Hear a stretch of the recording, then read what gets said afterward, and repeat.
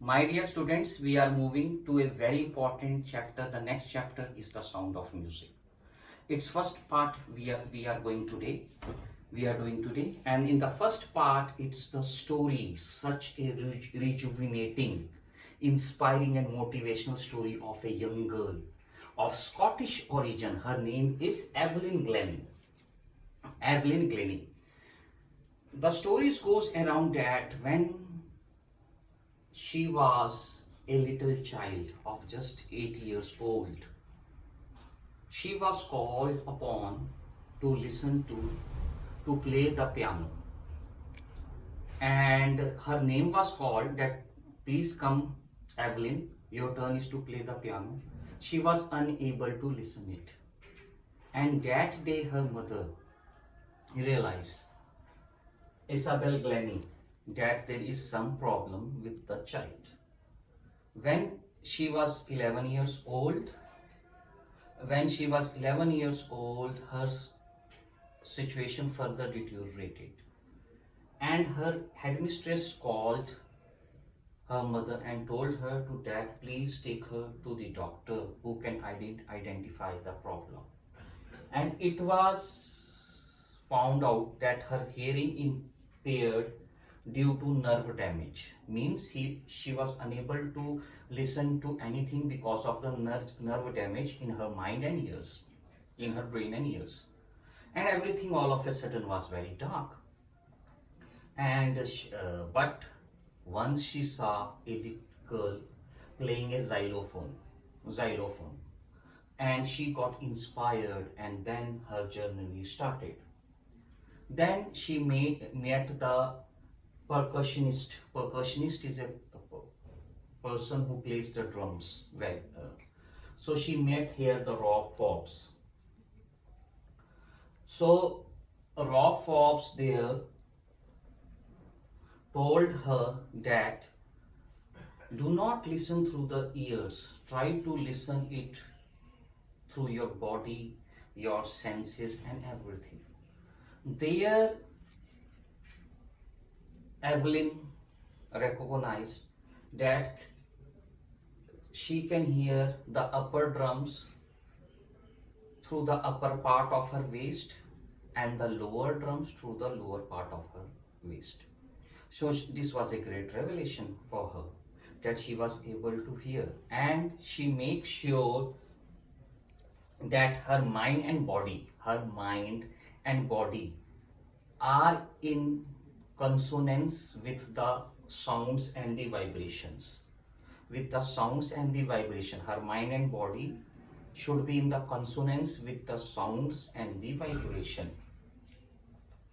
At the age of 16 years, she has taken admission in Royal Academy of Music. She has taken admission in Royal Academy of Music, one of the greatest music centers on earth. And she had scored the highest marks in the history of Royal Academy of Music in the 3 year course. And this was such a colossal achievement. And she was the percussionist who can play 1,000 instruments. Can you believe it?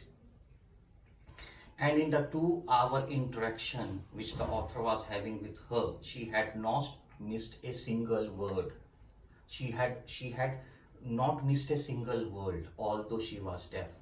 So she told that the men with beards always trouble her. The man with beard always troubled her, and she was smiling, and she was telling it is not about only the listening to them, it was reading the whole face.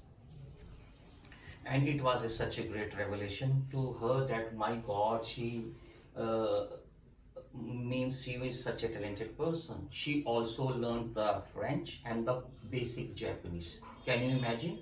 A girl who cannot hear anything, learn the basic Japanese and French. And how she does it? She says that the music, the sounds flow through her whole body, through her fingertips, through her nails, through her cheekbones, through her hairs. And she told, if somebody is playing the xylophone, it is through the stick The sound will vibrate through her fingertails in the xylophone. In the drums, she will feel the whole body is vibrating. And for the wooden instrument, she will get her shoes down. She will open her shoes, and with her naked legs, she will feel the vibration. With the bare feet, she will feel the vibration of the wooden instrument. So here comes the pertinent point, that she was more related with the nature, with the surroundings. And as there is a saying, her sixth sense of these people who are either blind, deaf, or cannot speak, remain mumps, have a great sixth sense. Once again, it was a great achievement for her. And then again, in the year 1991, Royal Philharmonic Solistic Award of the Year. Royal Philharmonic Solistic Award of the Year was given to her by none other than James Blake. And the James Blake says, although God has taken her hearing power, but she has contributed more than what she can. She can listen to the things far greater than the common man. That's why she has contributed so much to the music. And she has brought the percussionist at the front of the orchestra. Percussionist, the front of the orchestra, they can play with power, zeal, and enthusiasm. Another important point she made, that she is always busy because she has to go for the contests and to seminars and other thing. She also plays her role of percussionist in the prisons and in the hospital also. And there also, Anne Richelin, the main person of Beethoven Fund, told that she is the prime example and an iconic figure for the students who are deaf, who are deprived of hearing. And it is such a great honor for Evelyn Glennie.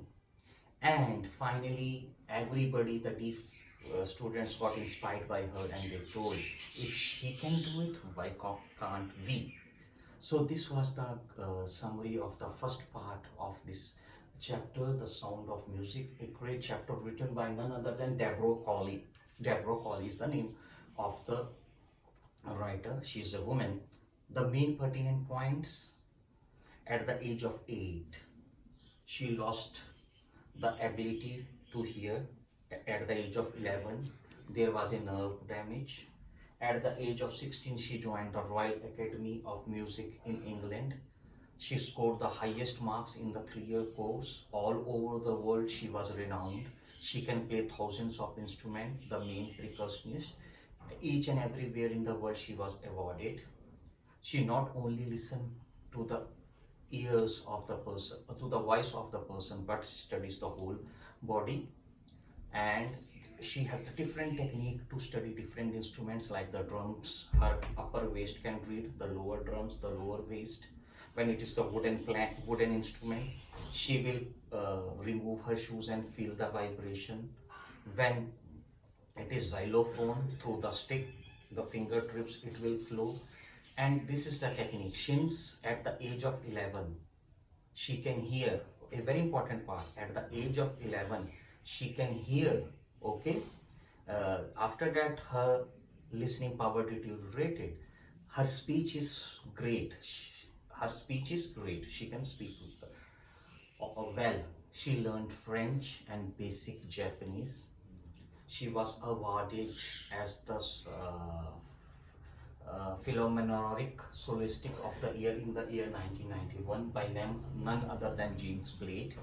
Beethoven Fund, led by Anne Richelin, told her the shining example for all the deaf people.